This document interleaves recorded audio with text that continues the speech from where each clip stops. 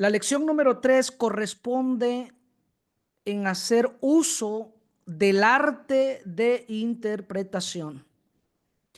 Vamos a estar ofreciendo en esta lección número 3 información básica.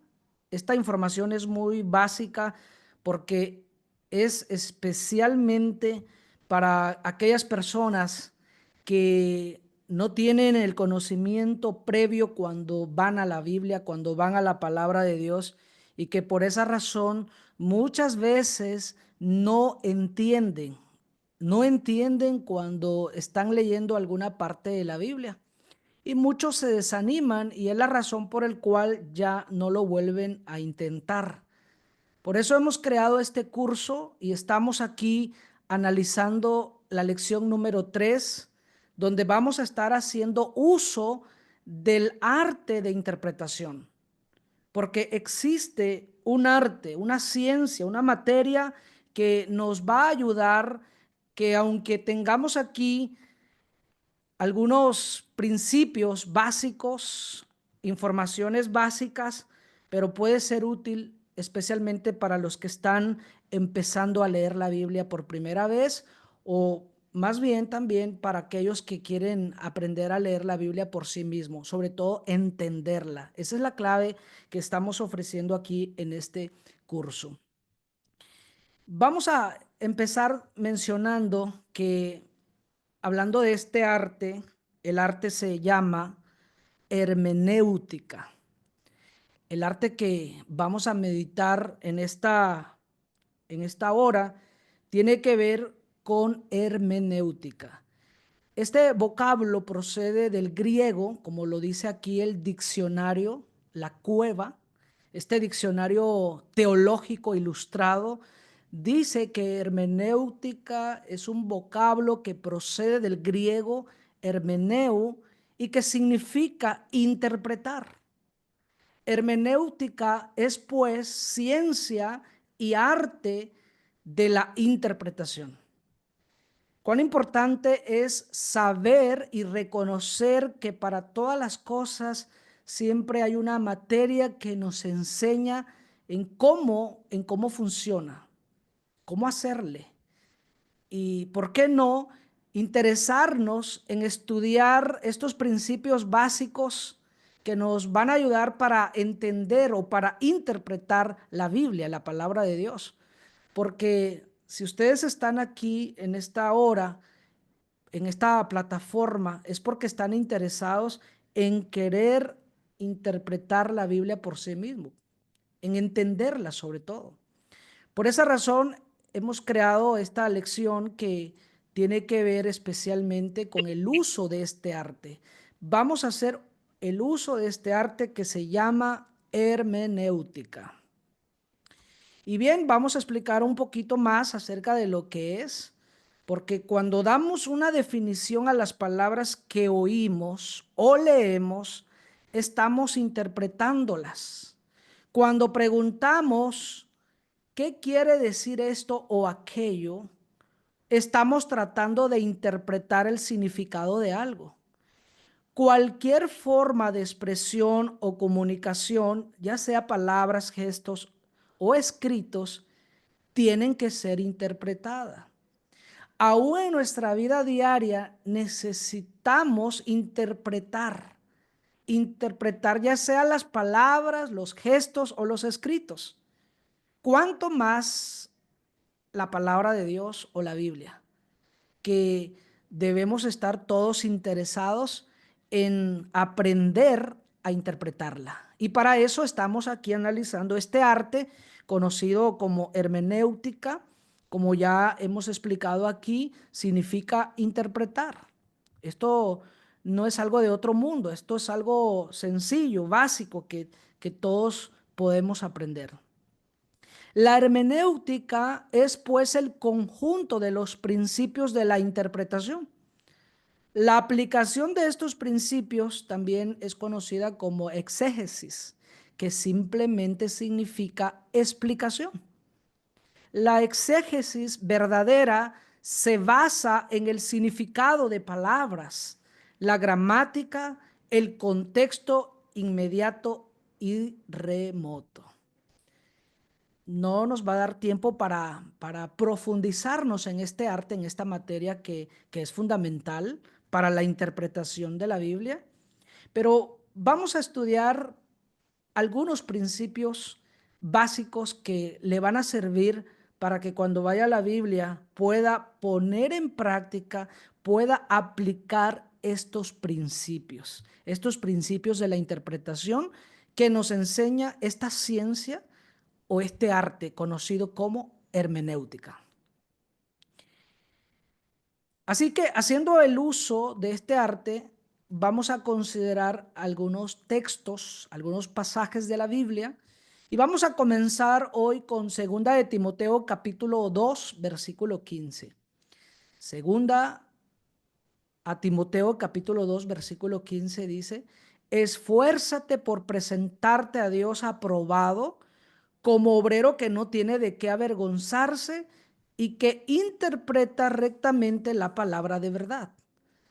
Quiero que todos analicen la seriedad y la responsabilidad que hay para todo lector de la Biblia, porque Dios quiere que nos presentemos aprobados, y para ser aprobados, según en este texto, necesitamos interpretar rectamente, correctamente la palabra de verdad.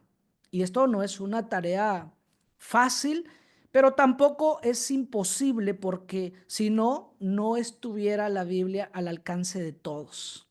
Por lo tanto, se requiere esfuerzo, se requiere diligencia, se requiere que también nos entrenemos para esto, y para esto estamos ofreciendo este curso de capacitación de información básica.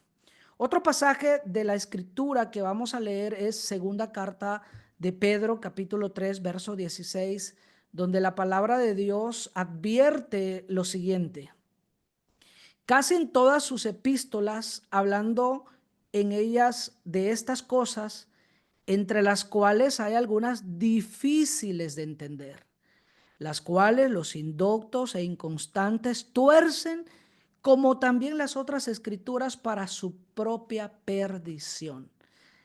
Quiero que medite conmigo la frase que dice este versículo: hay algunas difíciles de entender. Lo que leemos en la Biblia, lo que podemos ver en la Biblia, no todo es fácil de entender. Hay algunas difíciles. Y como hay algunas difíciles, dice la Biblia aquí, precisamente en este mismo versículo, que los indoctos o los inconstantes tuercen. Este es un peligro que existe, en que si nosotros no sabemos interpretar rectamente la Biblia, por no tener un conocimiento previo de principios de la interpretación, que este es un arte, es una ciencia, si nosotros no tenemos nada de esto, entonces muy fácilmente podemos cometer el error de torcer las escrituras, de darle otra interpretación. Y lo peor de todo esto es que el pasaje dice que es para su propia perdición. Es que no tenemos derecho a interpretarla cada uno a su manera, porque lamentablemente esto es lo que está pasando en el mundo actual, que piensan la mayoría de personas que cada uno tiene el derecho de interpretar a su manera la palabra de Dios. Y por eso también hay tanta confusión y hay tanta división, porque cada uno, cuando va a la Biblia, no tiene estos principios que vamos a estar compartiendo aquí, y por esa razón es que tuercen las escrituras, como dice este mismo pasaje. La advertencia viene de Dios, porque Él sabía que esto iba a pasar en el mundo actual por no tener cuidado, y para eso estamos advirtiendo aquí que todos los presentes que están aquí con nosotros en la plataforma de Zoom, y los que después a través de Facebook estarán viendo esta transmisión, es importante tomar en cuenta la seriedad y la responsabilidad, porque quiero darles una ilustración para hacer conciencia de la importancia de interpretar correctamente las escrituras. Para ello voy a darle una ilustración y quiero que me preste mucha atención en esta ilustración para entender lo peligroso que es torcer las escrituras para su propia perdición. Y vamos a hablar de la ilustración de un hombre que quería conocer la voluntad de Dios, como muchas personas hoy en día, y que lo primero que hacen es ir a la Biblia sin tener ni la mínima idea de cómo está estructurada, de cuál es su naturaleza, como hemos visto ya en las clases anteriores, y mucho menos que tengan los principios de la interpretación que nos da este arte o esta ciencia que estamos estudiando en esta clase. Y ese hombre que quería conocer la voluntad de Dios, en esta ilustración dice que metió el dedo en una parte de la Biblia y se topó con un versículo que decía, como en el caso aquí que estoy presentando en pantalla, Mateo 27:5. Él leyó esta frase que decía, se marchó y fue a ahorcarse. Él leyó que decía la Biblia en este pasaje que alguien se marchó y fue a ahorcarse. Entonces él, con más confusión de querer saber de qué se trata esto, porque por primera vez vengo a abrir la Biblia y que me topo con un versículo que me está diciendo que alguien se fue a ahorcar. Él estaba con todo el deseo de querer saber y cerró la Biblia y dijo, pues yo quiero saber realmente qué es lo que esto quiere decir. Y metió su dedo en otra parte de la Biblia y encontró otro pasaje allá en Lucas capítulo 10, verso 37, donde leyó lo siguiente. Y Jesús le dijo, vete y haz tú lo mismo. Imagínense ustedes leyendo por primera vez sin nada de este conocimiento básico que estamos ofreciendo y de repente encontrarse con un pasaje que fue y se ahorcó y luego otro pasaje que le dice que vete y haz tú lo mismo. Este hombre estaba más preocupado porque él, queriendo conocer la voluntad de Dios, se está encontrando con estos versículos de la Biblia que no solo ve que alguien se va a ahorcar, sino también dice el otro pasaje que haga lo mismo. Y él dijo, bueno, si esto es tu voluntad, la tercera es la vencida. Y tomó la Biblia en otra parte y se encontró con Juan 13:27, donde dice lo siguiente. Entonces Jesús le dijo, lo que vas a hacer, hazlo pronto. Y la ilustración dice que este hombre terminó ahorcándose, terminó quitándose la vida. ¿Y por qué? Porque él leyó en la Biblia que eso le estaba pidiendo, porque él fielmente vio que eso decía la palabra de Dios.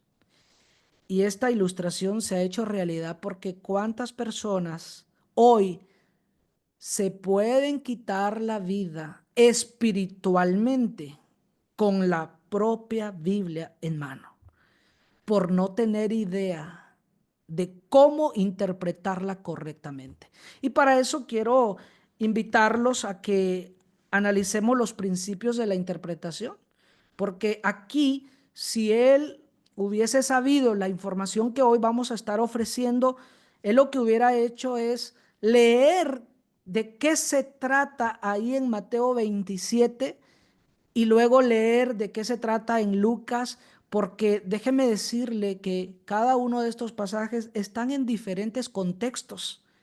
Pero si uno solo está uniendo textos fuera de contexto, hay un dicho que dice que un texto fuera de contexto es un pretexto.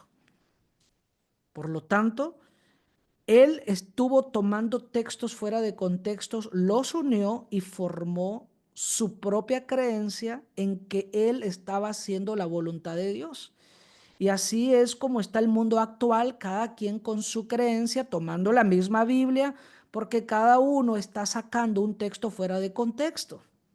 ¿Creen ustedes que si Dios estuviera de acuerdo con esto, creen ustedes que si Dios fue quien está causando más bien toda esta confusión, que hay en el mundo actual, entonces realmente el desordenado aquí sería Dios mismo. Dios mismo sería el causante de la división y de la confusión que hay en el mundo actual, si así fuera. Pero en ninguna manera Dios deseaba que cada uno interprete a su manera, sino que realmente todos podamos llegar a la misma conclusión de acuerdo a su voluntad, pero respetando los principios de interpretación.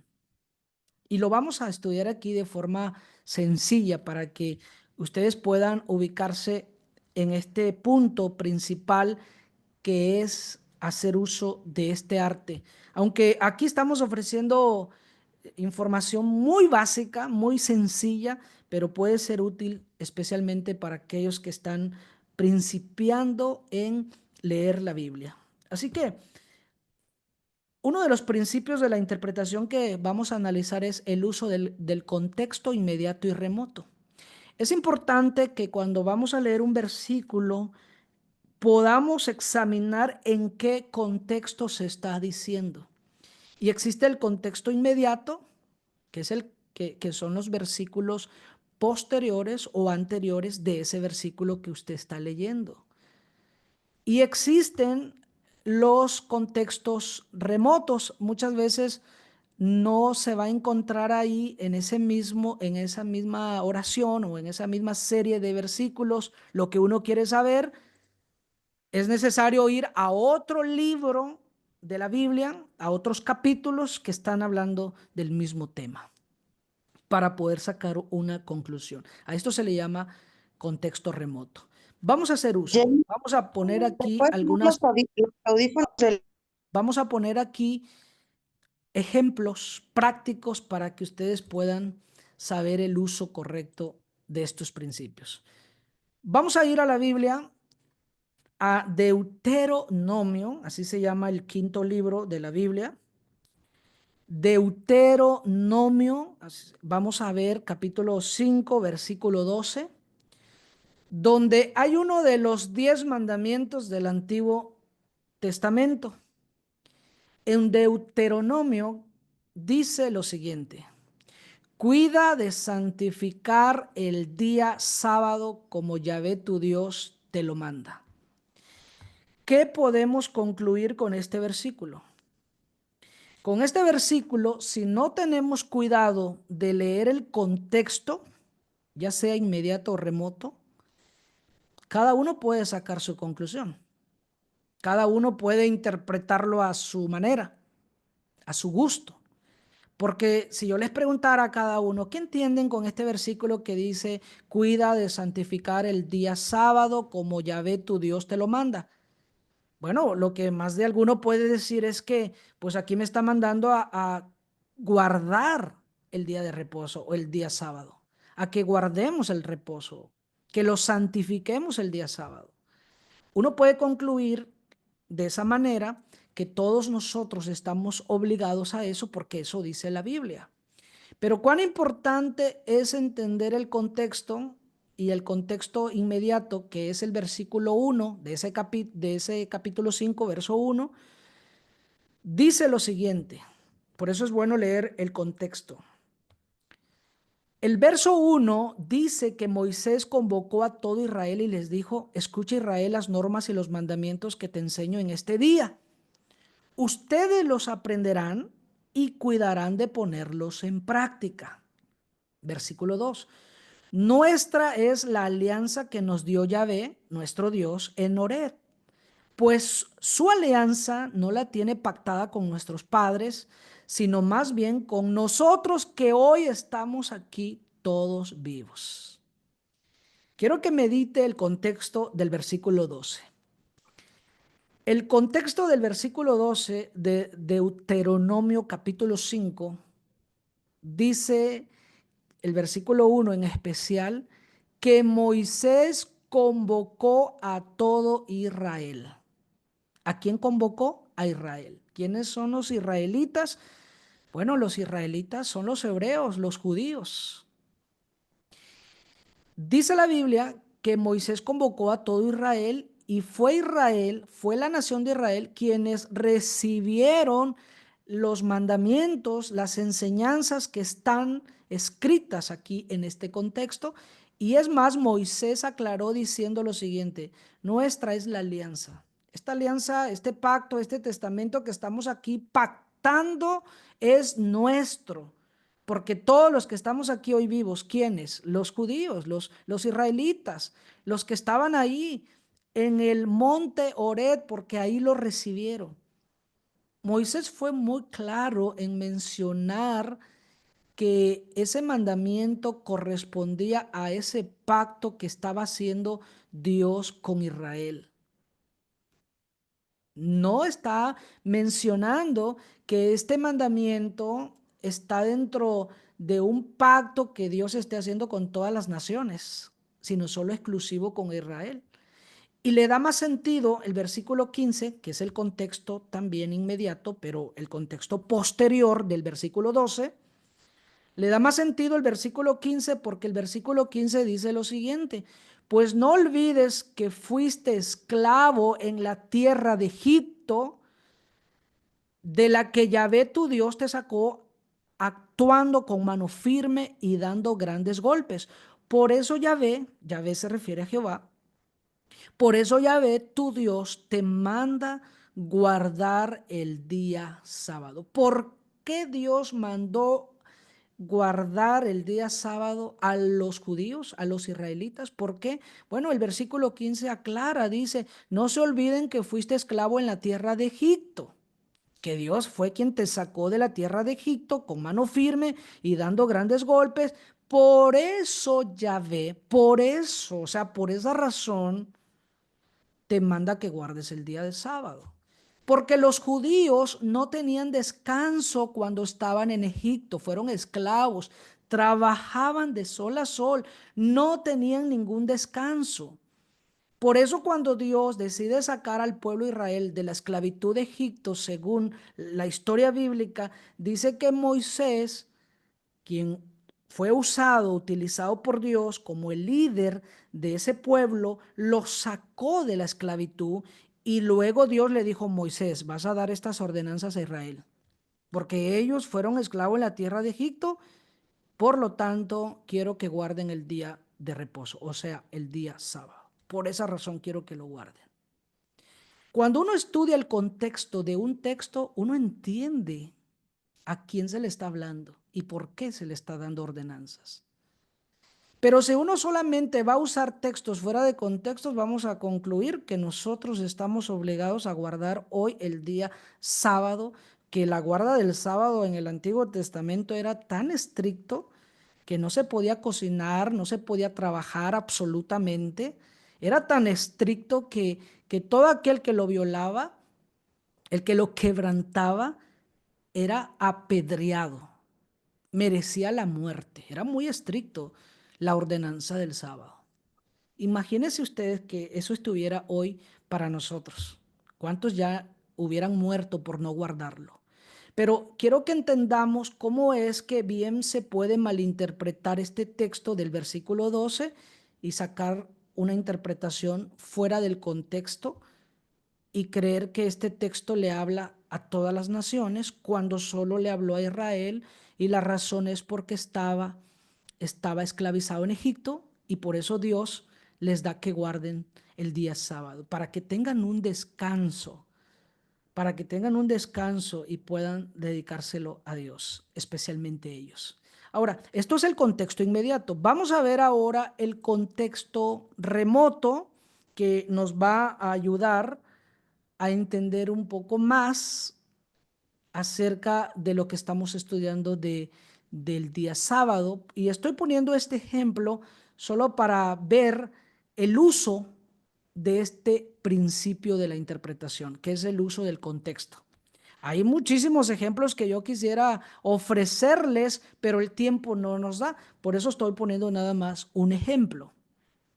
El contexto remoto, que es otro libro de la Biblia que está hablando del mismo tema, dice en Colosenses 2:14: anuló el comprobante de nuestra deuda, Esos mandamientos que nos acusaban lo clavó en la cruz y los suprimió, les quitó su poder a las autoridades del mundo superior, las humilló ante la faz del mundo y las llevó como prisioneros en el cortejo triunfal de su cruz. ¿De quién está hablando? De la muerte de Jesucristo. ¿Y qué está diciendo acerca de la muerte o de los efectos de la muerte de Cristo? Es que hay algo que clavó en la cruz. Hay algo que anuló en la cruz. ¿Y qué cosa Cristo anuló en esa muerte, en esa cruz? ¿Qué es lo que Cristo anuló? ¿Qué es lo que Cristo clavó? Y aquí es donde vamos a estudiar el versículo 16, enfáticamente el 16. Por tanto, que nadie los venga a criticar por lo que comen o beben, por no respetar fiestas, lunas nuevas o el día sábado. Porque bien hubiera podido poner de ejemplos acerca también de las comidas que fueron prohibidas en el Antiguo Testamento. En el Antiguo Testamento también se prohibieron ciertos alimentos, se ordenaron ciertas fiestas que había como ordenanzas en el Antiguo Testamento, lunas nuevas, pero como solo estoy poniendo el ejemplo del día sábado, el contexto remoto aquí nos dice acerca del día sábado que nadie los critique por lo que no hacen hoy en día. Es decir, cuando alguien nos dice a nosotros, y bueno, ¿y ustedes por qué no guardan el día sábado si allá Deuteronomio dice que hay que guardarlo?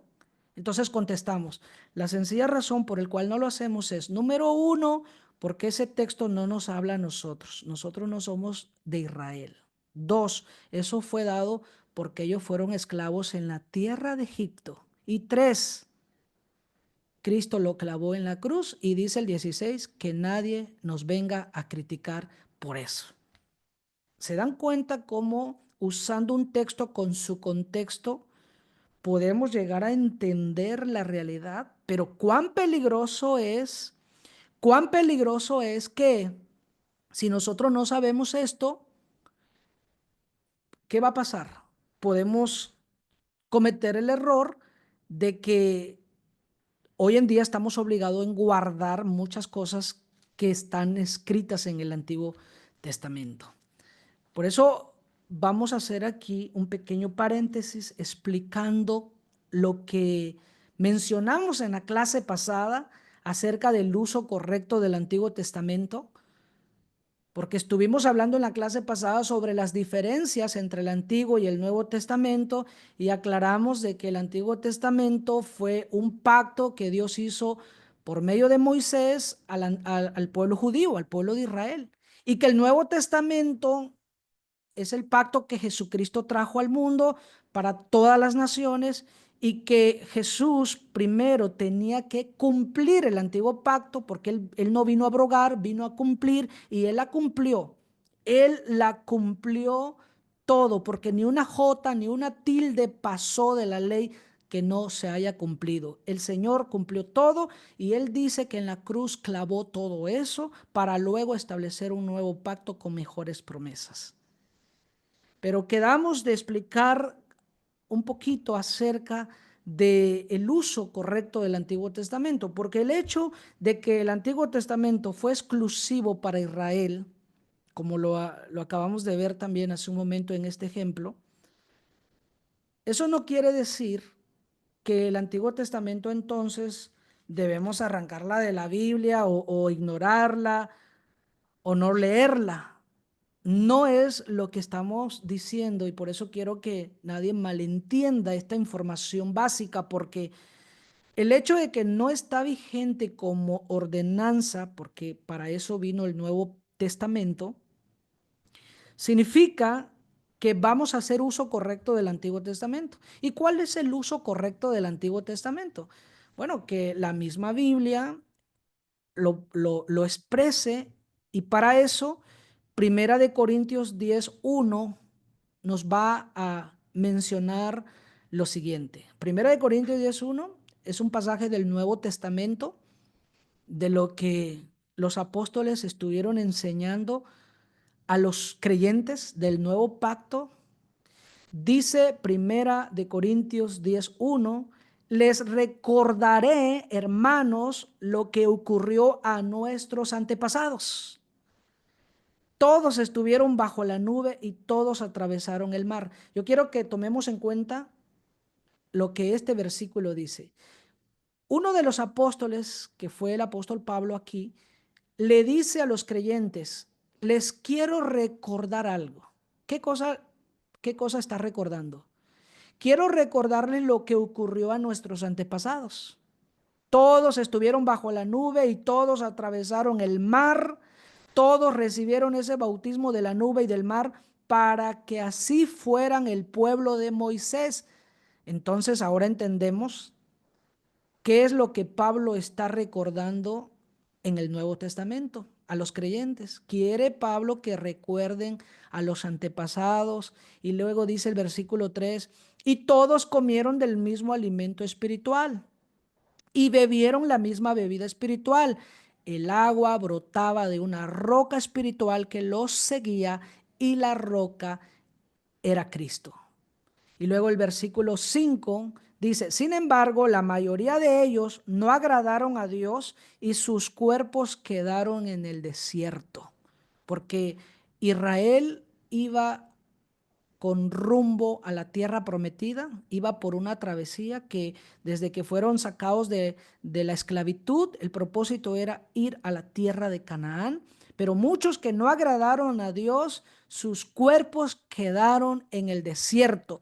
Por eso el apóstol Pablo dice a los creyentes en el Nuevo Testamento, todo esto sucedió para ejemplo nuestro, pues debemos guardarnos de los malos deseos que ellos tuvieron.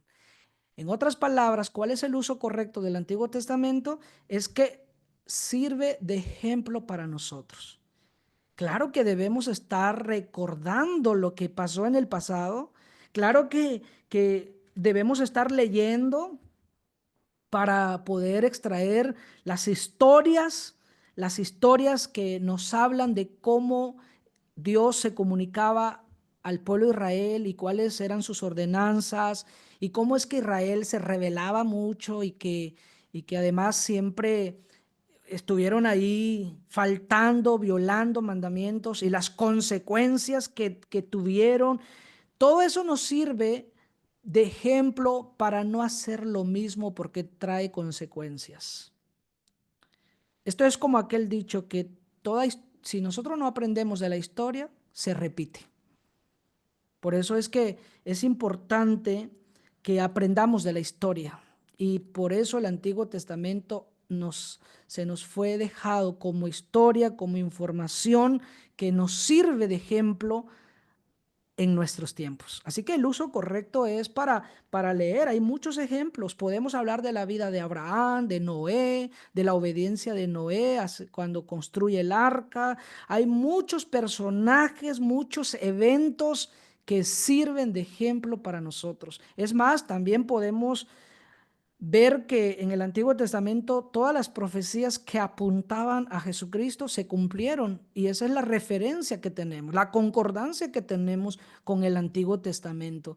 Por esa razón, el uso correcto del Antiguo Testamento es que sirve de ejemplo y como dice otro pasaje de la Escritura, hablando de lo mismo acerca del Antiguo Testamento, dice Romanos 15:4, todo lo que se escribió en el pasado fue para dejarnos una enseñanza y para que tengamos esperanza. La esperanza viene por la paciencia y el ánimo que nos dan las escrituras.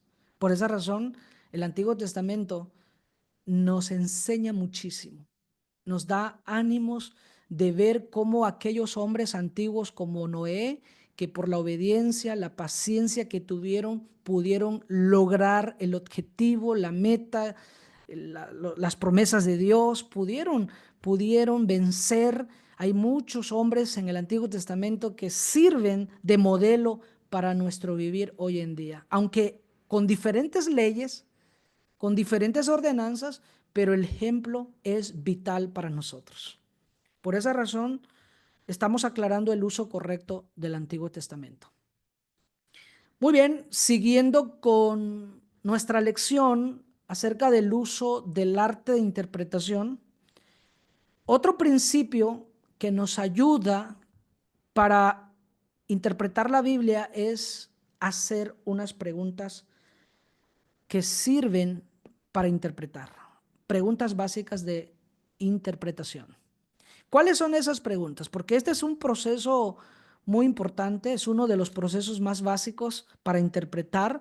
Cuando nos preguntamos, ¿quién dice eso?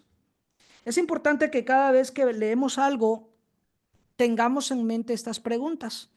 ¿Quién dice? ¿Qué dice? ¿Dónde? ¿Cuándo? ¿Cómo? ¿Y por qué? De esta manera, cuando leemos, vamos a estar bien informados. ¿Quién lo dijo? ¿Qué cosa dijo? ¿Dónde? ¿Cuándo? ¿Cómo? ¿Y por qué lo dijo? Y quiero ponerles un ejemplo en el libro de Marcos 13, versículo 7. Y quiero poner este ejemplo porque son de los temas más populares que están en el mundo actual y por eso quiero que lo analicemos, porque este pasaje ha sido muy mal interpretado. Dice el versículo 7, mas cuando oigáis de guerras y rumores de guerras, no os turbéis porque es necesario que suceda así, pero aún no es el fin. Si yo les preguntara nuevamente a todos, ¿qué entienden de este versículo, de este pasaje? ¿Qué entienden? Más de alguno puede concluir lo que hoy en día en el mundo actual están concluyendo. De decir, bueno, pues aquí está diciendo que va a haber algunas señales, va a haber guerras como señal antes del fin del mundo. Y por eso mucha gente se alarma cuando escuchan guerras y dicen, esas son señales del fin del mundo. Esas ya son señales. Y han pasado muchas guerras y siempre están alarmados con el fin del mundo. ¿Cómo es que por leer la palabra fin, todo mundo lo relaciona con el fin del mundo? Pero el texto no dice el fin del mundo. Sin embargo, es importante leer quién lo dice, qué cosa dice, dónde lo dice, cuándo, cómo y por qué lo dice. Y aquí es donde quiero que pongamos en práctica estas preguntas. Estas preguntas que sirven para interpretar. La primera pregunta es, ¿quién dice esto? ¿Quién dice esto? Bueno, ustedes van a poder corroborar en sus Biblias de que en Marcos 13:5, porque estamos leyendo el 13:7 y el versículo anterior, que es el contexto de esto, ahí dice que quien lo dijo fue Jesucristo. ¿Qué dijo? ¿Qué es lo que realmente dijo? Que habrá señales, ¿sí? Eso sí dijo. Va a haber rumores de guerra, pestes, hambres, dice todo el contexto. Pero señales del fin de qué. Ahí es donde se fracasa por no leer el contexto y no hacernos estas preguntas. ¿Qué es lo que realmente dice? Porque como leímos la palabra fin, todos lo pueden relacionar con el fin del mundo, pero no está hablando del fin del mundo. ¿Por qué no está hablando del fin del mundo? Porque en el contexto, cuando se dijo esto, vamos a ver dónde se dijo. Dice el versículo 3 del capítulo 13, que cuando Jesús dijo estas palabras, lo dijo en el monte de los olivos frente al templo en Jerusalén.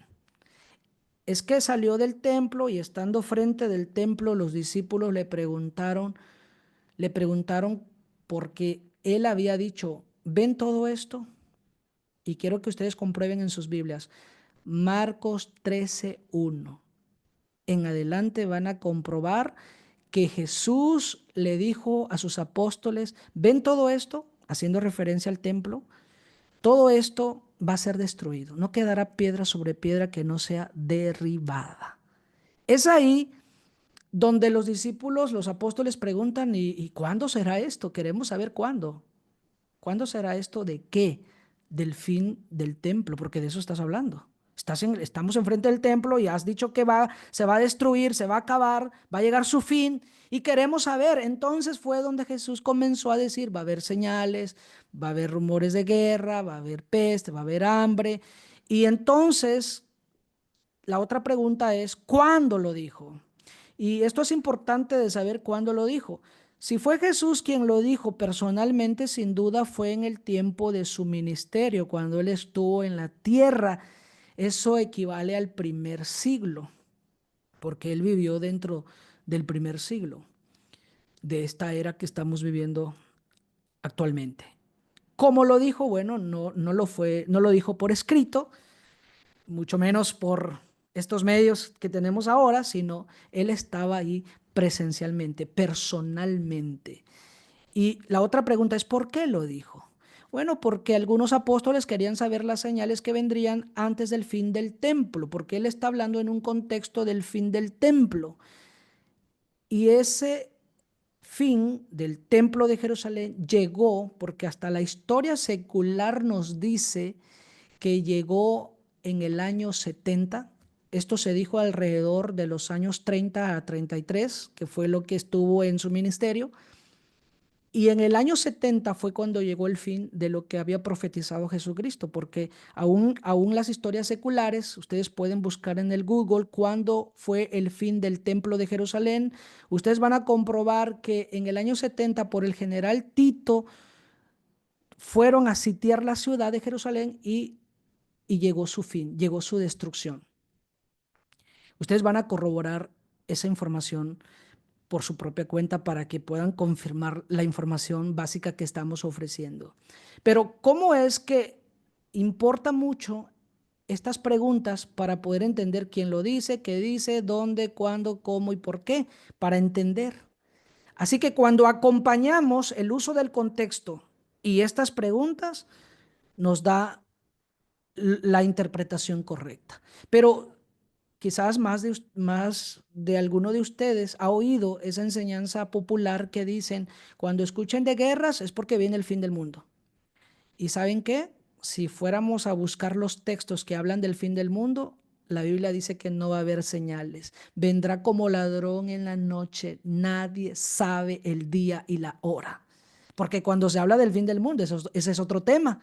Pero cuando se habló del fin del templo, ese es otro tema. Pero cuán importante es que aprendamos a interpretar las escrituras con principios muy básicos. Y otro principio básico de este arte, de esta ciencia que se llama hermenéutica, es la gramática.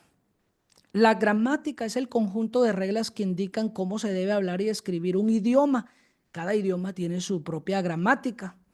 Incluye el estudio de la estructura de las palabras, la forma en que se combinan y los significados que se derivan de esas combinaciones.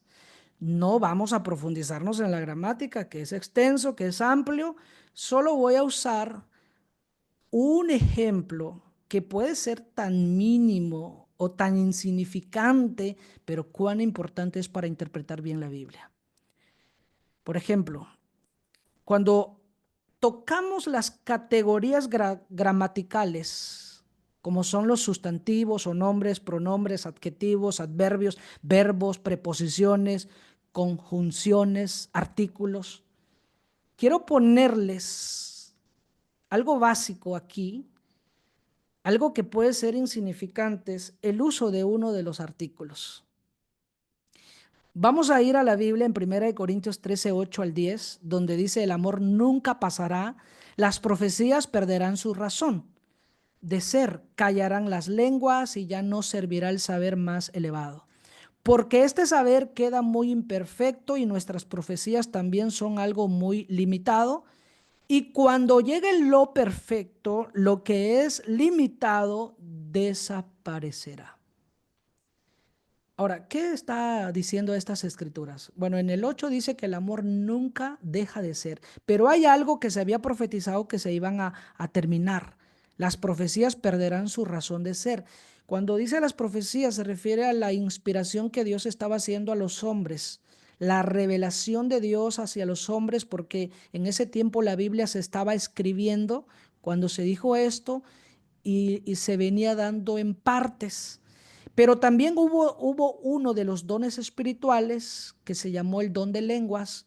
El don de lenguas consistía en predicar en otro idioma la palabra de Dios, en muchos idiomas más bien, sin haberlo estudiado.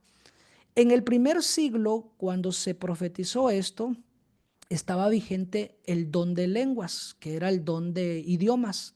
Sin haber estudiado los diferentes idiomas que habían en aquel entonces, los apóstoles podían predicar la palabra en diferentes idiomas. Eso fue un don que Dios dio porque la Biblia se estaba todavía escribiendo, se estaba terminando y pues si no estaba el Nuevo Testamento, significa que no había traducciones, no como hoy que tenemos todos la Biblia en nuestro propio idioma.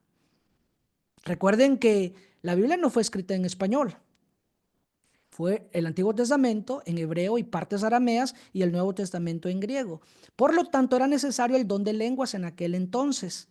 Era necesario, pero ya estaba profetizado que un día iba a acabar. Y la clave está en el 10 que dice aquí, cuando llegue lo perfecto, lo que es limitado, aquello que era limitado porque no era para siempre, va a desaparecer. Aquello es lo que el contexto dijo, las profecías, el don de lenguas, eso se iba a terminar cuando llegara quién, cuando llegara qué, lo perfecto. Y quiero poner de ejemplo este artículo porque la gramática nos enseña que lo es un artículo neutro. Un artículo neutro en español y se utiliza para referirse a ideas, conceptos u oraciones que no tienen género. No se refiere a una persona. Este artículo nunca se usa para referirse a una persona, sino a una cosa. ¿Qué cosa? La cosa que se venía diciendo de que las profecías se venían dando en parte y tarde o temprano iba a llegar lo perfecto de eso. Pero ¿por qué explico esto? Porque hoy en día también en el mundo actual es tan popular oír de ciertas personas que todavía tienen el don de lenguas, aunque no es un don de lenguas porque ni siquiera ellos entienden muchas veces lo que dicen. En cambio, el don de lengua eran idiomas que se hablan en este mundo, que tienen significado. Sin embargo, por mal entender, mal interpretar, es que se causa confusión. Muchas personas que hoy en día creen que todavía tienen el don de lenguas, cuando uno les dice, mire, pero es que aquí dice que ya no, porque ya llegó lo perfecto de las escrituras, porque hoy ya tenemos el Nuevo Testamento perfecto, ya llegó. Ellos dicen que aquí no se refiere a la perfección de la escritura, sino se refieren a Cristo. Ellos entienden que cuando dice, cuando llegue lo perfecto, dicen, es que se refiere a Cristo. Cuando venga Cristo, se va a acabar el don de lenguas. Mientras está vigente, porque aquí dice, cuando llegue lo perfecto, y lo perfecto se refiere a Cristo. Y uno dice, ¿lo perfecto se refiere a Cristo? Se da cuenta que el artículo lo está aplicando para una persona cuando este artículo neutro en nuestra gramática no se usa para referirse a una persona. No tiene género, sino a una cosa, a una idea, a un concepto, a una oración. Y ahí es donde uno va entendiendo entonces. Y esto es un simple ejemplo, pero que puede desviar la interpretación totalmente. Ahora imagínense cuando hagamos uso de las preposiciones, de los verbos, de los adverbios, de los adjetivos que podemos ver en la Biblia. Y por último, el significado de palabras.